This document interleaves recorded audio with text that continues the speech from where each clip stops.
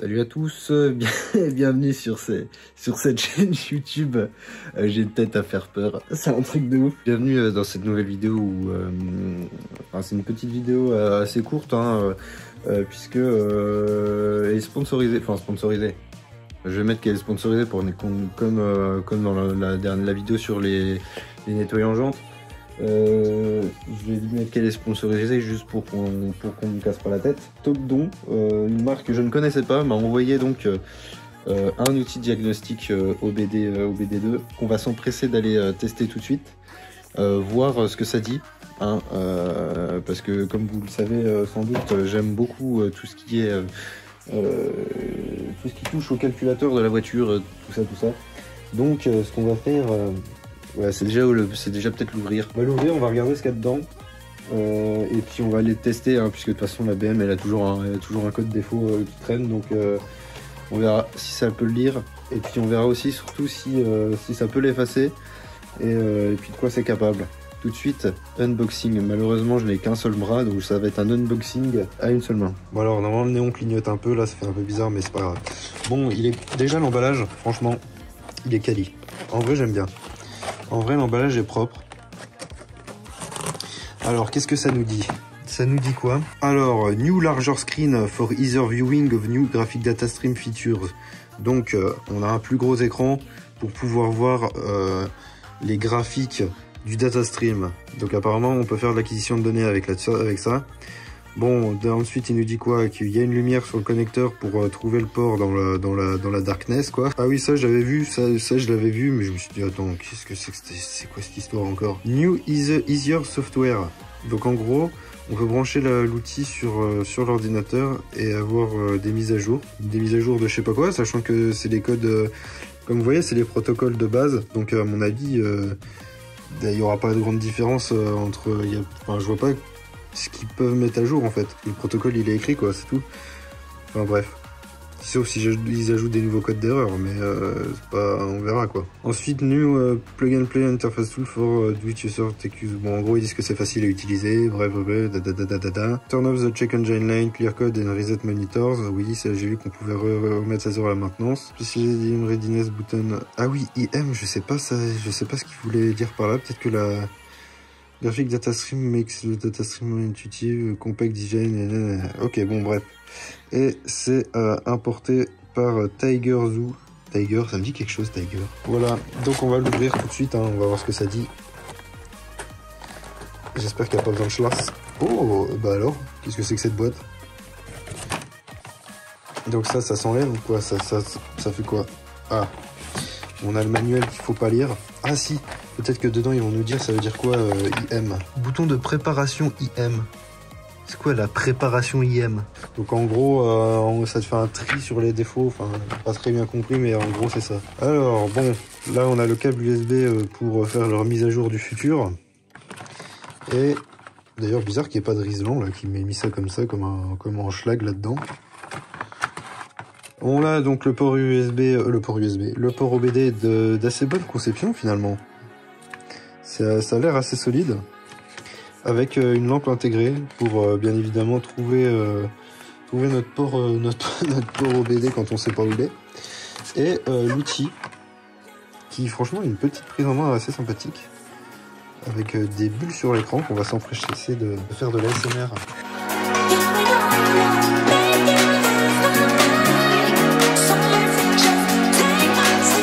Bon, l'écran a l'air pas mal. Apparemment, on a des voyants No DTC, Pending DTC, Permanent DTC. Et les touches sont... bon, c'est des touches quoi. Bon, ça reste correct, c'est pas mal. Bon, c'est assez de bonne conception. Bon, l'outil est très léger, franchement, finalement, ouais. Bon, allez, vous savez quoi? Je sais que vous l'attendez. Alors, les amis, nous sommes dans la voiture. Alors, waouh, la lampe magique. Alors bon, là, sur les 46... L'OBD c'est là, très simple, pas de prise de tête. Oui, hop, les petits trucs bizarres là qui pompent. Alors on va le brancher. Oh, il s'allume et il fait des bips. Bon, il y a bien un voyant moteur, comme d'hab. Alors, qu'est-ce que ça dit? Déjà il est en français, ce qui est pas mal. Alors, on a plusieurs menus. Révision, aide, réglage. Il y a quoi dans aide? À propos OBD, ouais, bon bref, ça doit être juste expliquer vite fait des trucs. Ça doit être une liste des DTC. Mais à mon avis, c'est les DTC, vous savez, c'est les DTC génériques en fait. Hein. Voilà, ouais, c'est ça. Pompé, powertrain, machin, tout ça.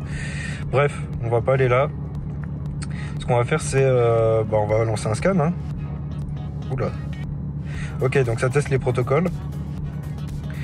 Au cours d'entrée au système. Donc là, on a bien un pending DTC, c'est s'allumer. Et on a bien...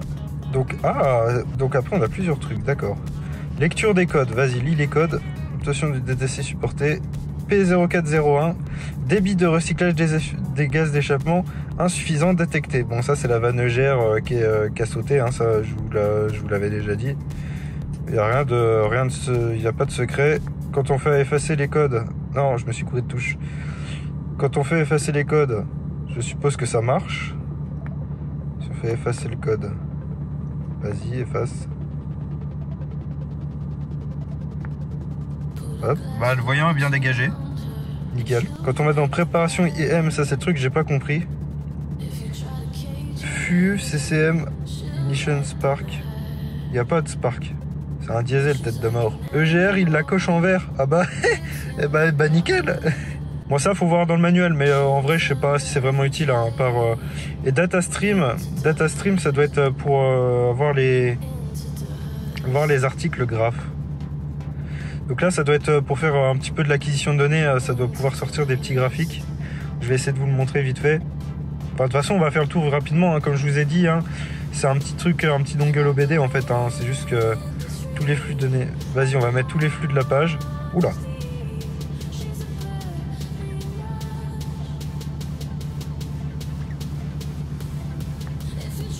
Ok, donc ça crée des graphes. Par contre, bon, va-t-on lire ça, toi?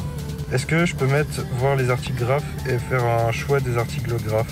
Chargement, les datastreams supportés en chargement. Si on met genre régime moteur et pression absolue du machin.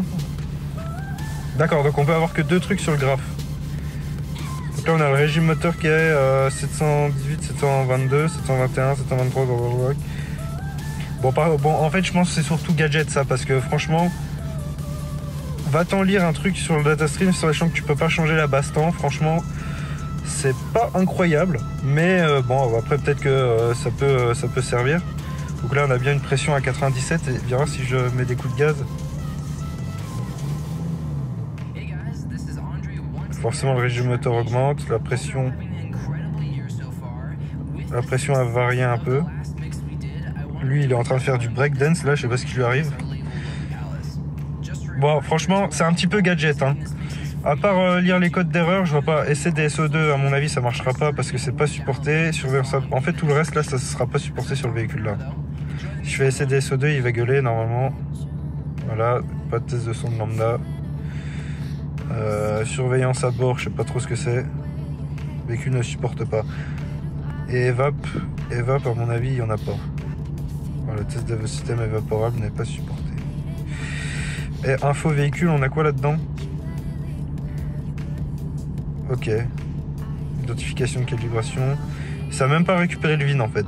Bon, après, à vous de tester. Hein. Normalement, pour le prix, en vrai, je vous le dis, c'est un petit peu gadget pour le prix. Un petit dongle OBD2 comme j'ai là. Un ELM 327, ça fait largement le taf. Et révision, je sais pas ce que ça fait. Attends, c'est même pas pour effacer le... Réviser le code de panne, ça fait quoi ça?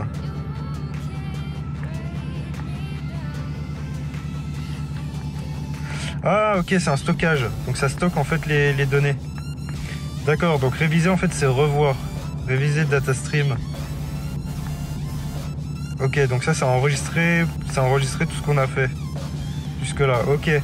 Donc c'est pas du tout pour supprimer les indicateurs de révision. Moi je pensais que c'était ça, mais non, en fait c'est simplement des sauvegardes.